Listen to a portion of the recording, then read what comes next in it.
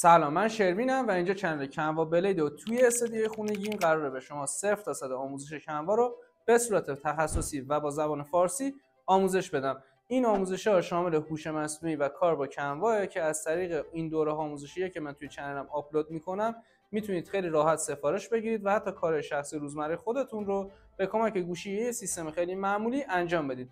قبل از هر چیز چنلم حمایت بکنید و ممنونم که این ویدیو رو لایک میکنید و برای دوستاتونم میفرستین.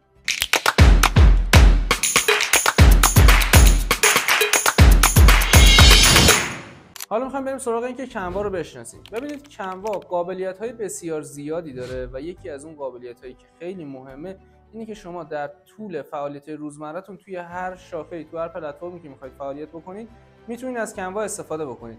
برای طراحی کاورهای ریز، برای طراحی تامنیل، طراحی استوری روزمره از هیچ محدودیتی نداره.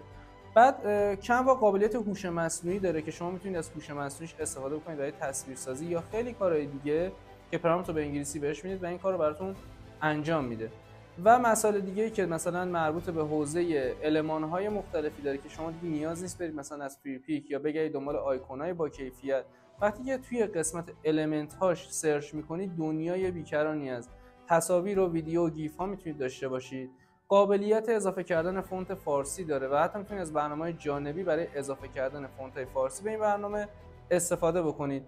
کلی المان‌های مختلف، کلی فونت‌های مختلف، کلی قابلیت‌های مختلف برای ساخت استوری موشن ها حتی میتونید ازش استفاده بکنید. و توی ادامه این آموزش‌ها من بهتون کامل 0 تا 100 ساخت طراحی استوری و طراحی کاور ریلز و طراحی پست‌های اسلایدی رو به همراه نکاتی که مربوط به حوزه یو آی و طراحی رابط کاربریه آموزش بهتون میدم که خیلی راحت میتونید از کنوا توی هر پلتفرمی استفاده بکنید و حتی درآمد داشته باشید ازش.